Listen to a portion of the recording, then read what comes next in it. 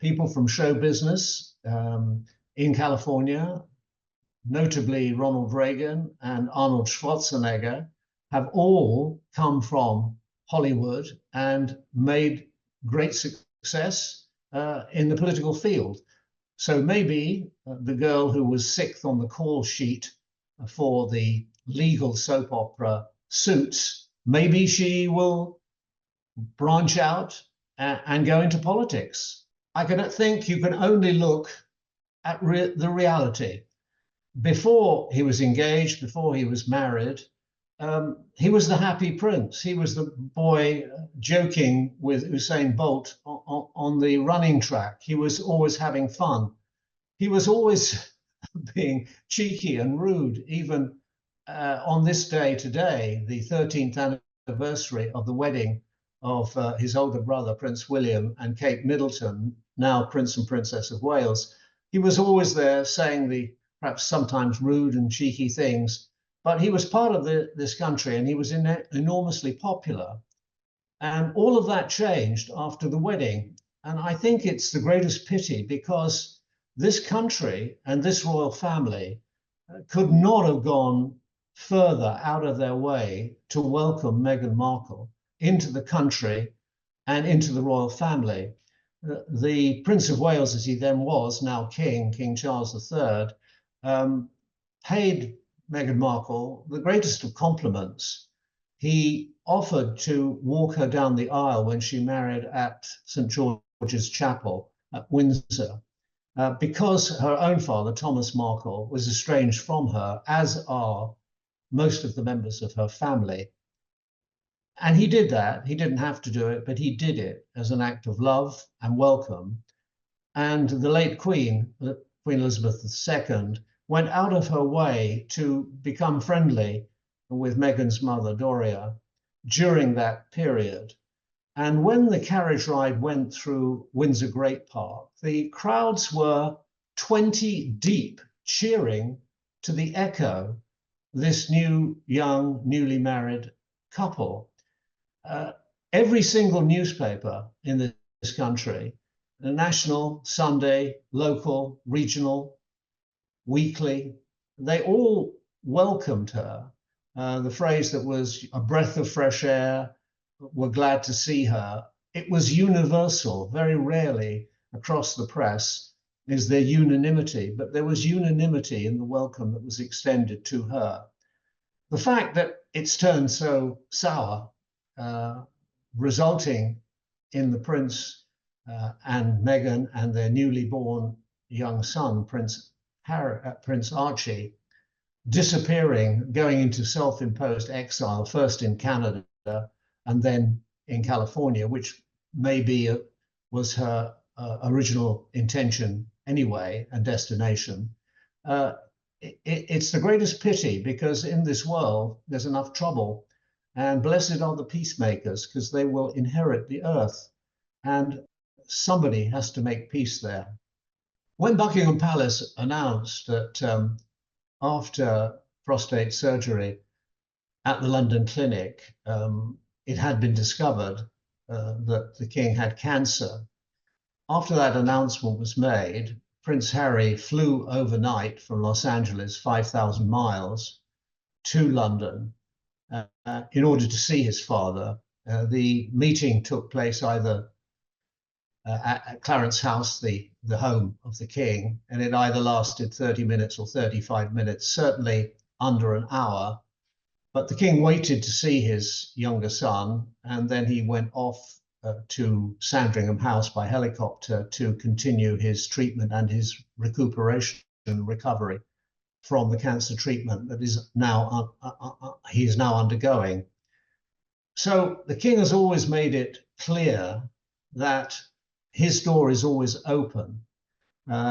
There's always a place for the prodigal son.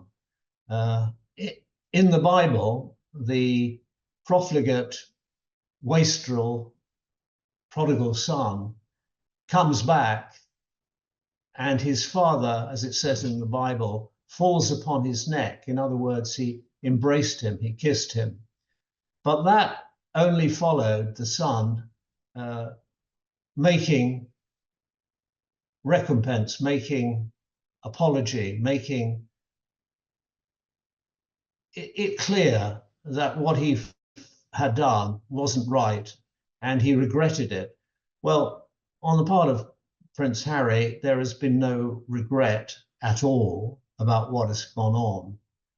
And before there is a reconciliation, Prince Harry has got to mend some fences. And I would say he has to mend enough fences that might enclose and encircle the 20,000 acres of the Sandringham estate. And with regard to Meghan Markle, the Duchess of Sussex, in her kitchen in Montecito, I think she's going to have to bake a humble pie, probably as tall as a Californian redwood, and then eat it, because the allegations that have been made against, in particular, the King and the Princess of Wales, Kate, who is battling her own cancer, undergoing her own cancer treatment at this moment, are particularly egregious allegations. In quite clear terms, in the interview they gave with Oprah Winfrey, and in his book Spare, and in a book that has been written by a man called Omid Scobie, who is a fan of the Sussexes and more or less their amanuensis, a book called Endgame. The allegation of racism was clearly made, that Meghan, when she joined the royal family, was shown disdain and coldness and a racist attitude. Now, racism is a very toxic and egregious charge to make, because to refute it, you have to prove a negative. You have to prove, I am not what you say I am. And that's very difficult. And of course, there will always be impressionable people, simple minds, who will say, well, perhaps there's some truth in it, even if the charge is entirely bogus. It's particularly bogus in the case of the King, because, like his mother before him, he's devoted his life to not only leading the very diverse country which is the United Kingdom today, but he's the monarch of 14 overseas realms, and he's the head of the Commonwealth, which spans the globe and includes people of all different religions, races, ethnic backgrounds. And to make that charge against the King, who by his actions throughout his life has shown the obverse, the opposite, the negation of racism, is very, very hard indeed. But the charge has been made, and in particular against Prince William's wife. And he will find that very, very difficult to forgive. I think she, the Duchess of Sussex, probably has her own agenda. She has very clear objectives. She has her future probably mapped out. And I think whether or not she comes back to Britain will depend upon what she wants and how she sees things developing. It's quite wise on the part of both the Duke and Duchess of Sussex that she didn't accompany him on this trip, because this trip is all to be about the Invictus Games. And were she to have been with him, the focus would inevitably have been on her. She is trying to develop a career, a media career, launching a lifestyle brand called American Riviera Orchard. And she's making videos for Netflix. They have a $100 million contract with Netflix. Netflix doesn't give out contracts of that size for nothing. They expect a payback. And the first, most recent announcements in that regard is that she is going to do a lifestyle and cookery series of television presentations based upon what she did before she was a member of the royal family, when she ran a blog called The Tig, named after a favorite Italian wine of hers. And essentially that's what it will be. Whether it succeeds or not, the public will tell us. The Prince is going to do a series about polo, not water polo. That's very much Prince William's sport, but the polo on ponies, hockey on horseback, as it's often called. Probably one of the most expensive sports you can possibly imagine, apart from ocean-going racing in a yacht, which somebody once described as standing under a cold shower, ripping up 50-pound notes. Polo must be a very, very expensive sport. You need at least 2 ponies, preferably 4. You need at least 2 grooms, preferably 4 grooms, to look after each pony.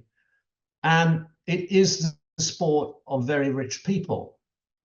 Anybody who remembers the film Pretty Woman will remember that the Julia Roberts character goes to the polo ground near Los Angeles wearing, I think it was a brown polka dot dress and a nice hat. It was her Eliza Doolittle moment. She was passing herself off not as the escort prostitute she was, but as a lady. And in America, polo is for the upper classes or for the moneyed classes, the wealthy people. I don't think in South Los Angeles, in Watts and in Compton and other areas where the black community live, I don't think there are many polo grounds down there. I think there are probably plenty of basketball courts. But whether this has a wide appeal, I do not know. One thing we can say about Prince Harry, though, he's a brilliant equestrian. He's a brilliant horseman, even better than his older brother, William. He really is. He knows how to ride. I know people who've ridden with him and actually helped him, taught him when he was young. And he is a brilliant polo player, as he has shown on many occasions. So maybe there'll be some interest in that. Maybe there'll be a great deal of interest in her lifestyle. At the moment, it's been launched. American Riviera is that stretch of the coast near where they live, near Santa Barbara.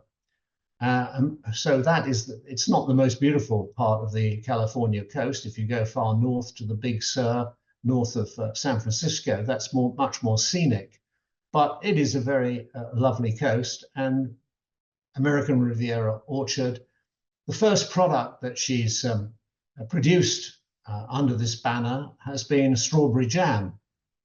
I don't know whether anybody's been able to buy a pot of it yet. 50 influencers will send a copy. I didn't get my pot of jam, but they've gone to her friends. We don't know what it's going to be priced at, but I'm afraid the king got there before them, because when he was the Prince of Wales and owned the Duchy of Cornwall, he started the brand Duchy Organic, and Duchy Organic, in a very well-known supermarket in Britain, sells jars of strawberry jam for £2.80.